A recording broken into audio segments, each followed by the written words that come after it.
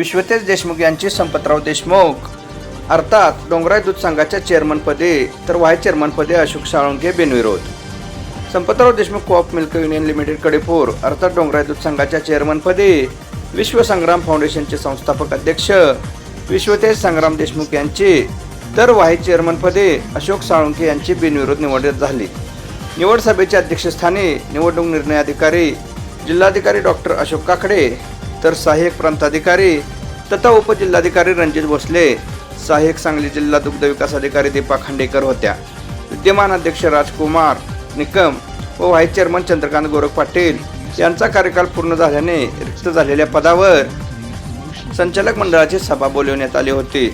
संचालक मंडळाच्या सभेत संस्थेचे संस्थापक अध्यक्ष सांगली जिल्हा परिषदेचे माजी अध्यक्ष संग्रामसिंह देशमुख यांच्या मार्गदर्शनाखाली विश्वतेज देशमुख व व्हाईस चेअरमनपदी अशोक साळुंखे यांची सर्वानुमते निवड झाली.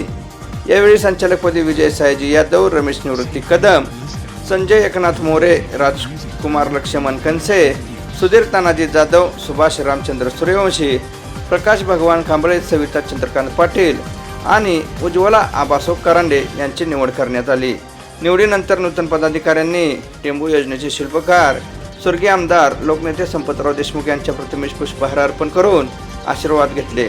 नूतन पदाधिकाऱ्यांचा संग्रामसिंह देशमुख यांच्या हस्ते सत्कार करण्यात आला.